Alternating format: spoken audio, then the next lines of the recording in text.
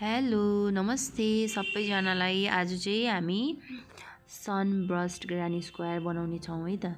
अनि यो भिडियो चाहिँ जो पनि पहिला सिक्नुहुँदैछ उहाँहरूको निम्ति बनाउँदैछु।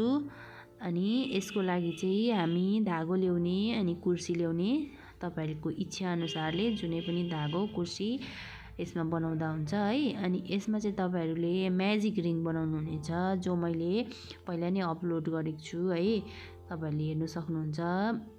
अनि तपाईहरुलाई मेरो भिडियो मन पर्यो भने लाइक कमेन्ट शेयर अनि सब्स्क्राइब पनि गरिदिनु होला। अनि म्याजिक रिङ बनाइसकेपछि तपाईहरुले 4 चेन बनाउनुहोस्। त्यो पछि चाहिँ यो म्याजिक रिङ होलमा चाहिँ सर्कलमा चाहिँ तपाईहरुले 15 डबल क्रोशे बनाउनु पर्ने हुन्छ। अनि 15 डबल क्रोशेको लागि चाहिँ तपाईहरुले धागो लिने अनि होलमा छिराएपछि यसरी एकपल्ट दुईपल्ट गरेर निकाल्नु होला। यसरी नै तपाईहरुले 15 टाइम्स चाहिँ तपाईहरुले बनाउनु पर्ने छ। अनि 15 टाइम्स कम्प्लिट गरिसकेपछि यो फर्स्ट को चेनमा तपाईहरुले यसलाई जोइन गरेर स्लिप स्टिच गर्नु होला। अनि यहाँनिर सर्कल बनिन्छ है। यो सर्कल बनिसकेपछि चाहिँ धागोलाई काट्ने अनि तपाईहरुले धागो चेन्ज गर्नु होला है। जुनै कलरले बनाउँदा पनि हुन्छ, तपाईहरुले अन्त यो स्क्वायरलाई जुनै प्रोजेक्टमा युज गर्दा पनि हुन्छ। अनि यसको लागि हामीले यहाँनिर धागोलाई जोइन गर्ने। अनि धागोलाई जोइन गरिसकेपछि चाहिँ यहाँनिर तपाईहरुले 3 चेन लिनु होला है। 3 चेन ल्याएपछि चाहिँ यहाँनिर चाहिँ फेरि पफ स्टिच बनाउनु पर्ने हुन्छ है। अन्त पफ स्टिच बनाउनुको लागि चाहिँ तपाईहरुले धागोलाई 3 टाइम्स यसरी 1 2 and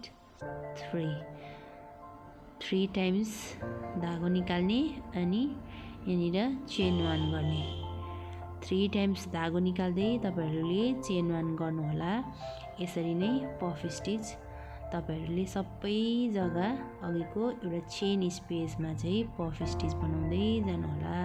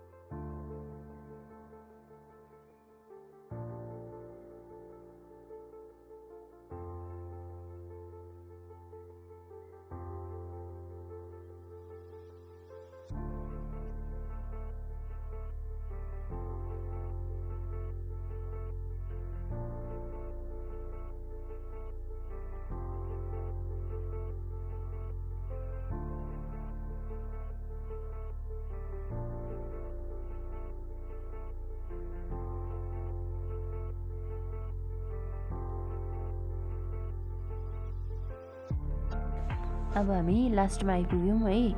अनि फेरि यसरी नै फर्स्टको चेनमा स्लिप स्टिच गर्ने अनि फेरि मिडलमा आउने। यसरी नै हामीले यो राउन्ड पनि कम्प्लिट गर्यौँ। अब यो राउन्ड पछि तपाईहरुले कलर चेन्ज गर्दा पनि हुन्छ। मैले चाहिँ यही कलरले बुन्दैछु है। त्यो पछि हामीले 3 चेन गर्यौँ। 3 चेन पछि यहाँनिर चाहिँ हामीले यो राउन्डमा चाहिँ हामीले क्लस्टर स्टिच बनाउनु पर्ने हुन्छ है। त त्यही भएर यो क्लस्टर स्टिचको लागि चाहिँ तपाईहरुले यसरी 3 चेन गरेर 2 हाफ डबल क्रोशे गर्ने, 2 चेन लगाउने, फेरि धागोलाई यसरी लिने अनि यसरी एकपल्ट मात्रै तान्ने धागो 2 टाइम्स एन्ड 3 टाइम्स। यो चाहिँ क्लस्टर स्टिच। तपाईहरुले यसरी क्लस्टर स्टिच बनाउनु होला। त्यसपछि 2 चेन अगेन 1 मोर टाइम अनि यहाँनिर 2 एन्ड 3। यो राउन्ड पनि यसरी नै यो क्लस्टर स्टिच बनाएर तपाईहरुले कम्प्लिट गर्नुहोस् है त।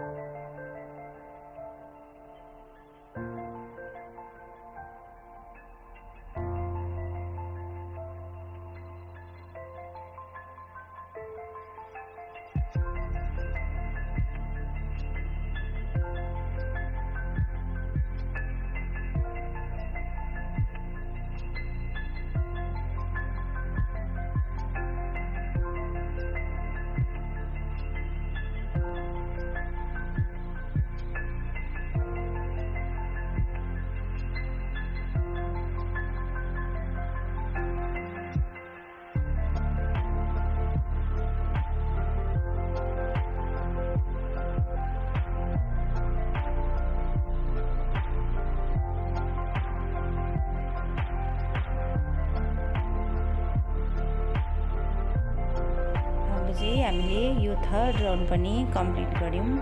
अब थर्ड राउन्ड सकेपछि धागो काट्ने अनि यो सर्कललाई चाहिँ अब हामी स्क्वायर बनाउने नि त। अनि स्क्वायर बनाउनुको लागि चाहिँ तपाईहरुले धागो काट्ने। अब यसमा तपाईहरुले अरु कलर जोइन गर्दा पनि हुन्छ। तपाईले यसलाई कुनै कलरमा बनाउँदा पनि हुन्छ, जुनै कलरमा, जुनै धागो, जुनै कुर्सीले पनि बनाउन सक्नुहुन्छ। अब म चाहिँ यहाँनिर ग्रीन धागो एड गर्दैछु अनि त्यसको लागि चाहिँ तपाईहरुले यसलाई ग्रीन धागो यस सर्कलमा चाहिँ एट्याच गर्नुपर्ने हुन्छ। जुनै तरिकाले एट्याच गर्दा पनि हुन्छ, तपाईहरुलाई जस्तो पाराले कम्फर्टेबल लाग्छ है। अनि यसरी पछाडीबाट धागो ल्याएर यसरी एट्याच गर्ने। एट्याच गरिसकेपछि अब तपाईहरुले यहाँनिर चेन बनाएर चाहिँ यहाँनिर स्क्वायर बनाउनु पर्ने हुन्छ है। 2 3 4 चेन बनाउनुहोस् होला। त्यो पछि यहाँनिर तपाईहरुले ट्रिपल क्रोशे गर्नुपर्ने हुन्छ। ट्रिपल क्रोशेको लागि चाहिँ तपाईहरुले 3 टाइम्स धागो घुमाउनु पर्छ। साथमा यो धागोको जुन चाहिँ टुप्पो बाँचेको हुन्छ नि त्यसलाई पनि यसरी त्यो पछाडीपट्टि कभर गर्दै यसरी बुन्दै लानु होला। यसरी गर्दै गयो भने तपाईहरुको काम एकदमै क्लिन पनि देख्छ है त। 2 पल्ट अनि 3 पल्ट यसरी ट्रिपल क्रोशे बनाउने। यो चाहिँ कर्नर हो है। यो चाहिँ हामीले कर्नर बनाएको। अहिले भरे फेरि यसमा पनि एउटा अझै जोइन गर्नुपर्छ। यसरी बनाइसकेपछि 1 चेन लिने। 1 चेन लिइसकेपछि फेरि सेकेन्डमा चाहिँ हामीले डबल क्रोशे बनाउनु पर्ने हुन्छ। यहाँनिर डबल क्रोशे 1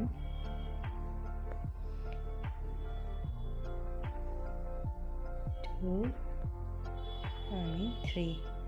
त्यो धागोको टुप्पोलाई चाहिँ तपाईहरुले यसको पछाडी नै लगाएर बुन्दै जानु होला है। फेरि 1 चेन, यहाँ पनि डबल क्रोशे यसरी 3 डबल क्रोसे एउटा जग्गामा अनि 1 चेन फेरि यहाँनिर 3 double crochet 1 2 and 3 double crochet and 1 chain. अब तपाईहरुले फेरि यहाँ कर्नर बनाउनु पर्ने हुन्छ। कर्नर बनाउनुको लागि टुपल्ट धागोलाई राउन्ड गर्ने यसरी हुनुहोला 1 and 2 धागो यसरी ल्याउने एकपल्ट दुईपल्ट तीनपल्ट यसरी तपाईहरुले कर्नर बनाउनु होला। कर्नर बनाउनको लागि फेरि यहाँ 1 2 बीचमा 2 चेन लिने फेरि त्यही जग्गामा फेरि ट्रिपल क्रोसे 3टा ट्रिपल क्रोसे बनाउने अनि यहाँनिर 3टा ट्रिपल क्रोसे बनाएर फेरि 3 जग्गा डबल क्रोसे बनाउने फेरि कर्नर बनाउने। त्यसरी नै तपाईहरुले यो राउन्ड पनि कम्प्लिट गर्नुस् होला।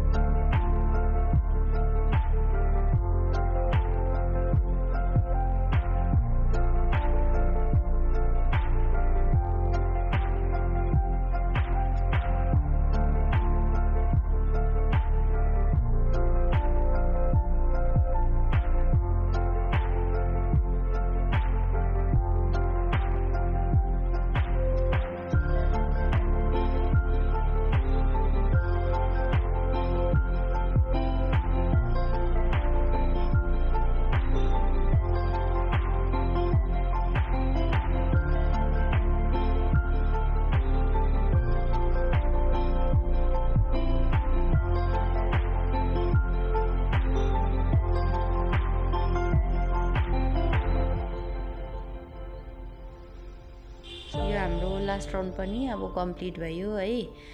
अनि यसरी नै हामीले स्क्वायर बनाएर यो धेरै प्रोजेक्टहरूमा युज गर्न सक्छौँ। अनि तपाईहरूलाई यो भिडियो कस्तो लाग्यो के लाग्यो कमेन्ट पनि गरिदिनु होला। अनि मेरो च्यानललाई सब्सक्राइब पनि गरिदिनु होला है। Thank you so much for watching. Bye bye. See you in next video.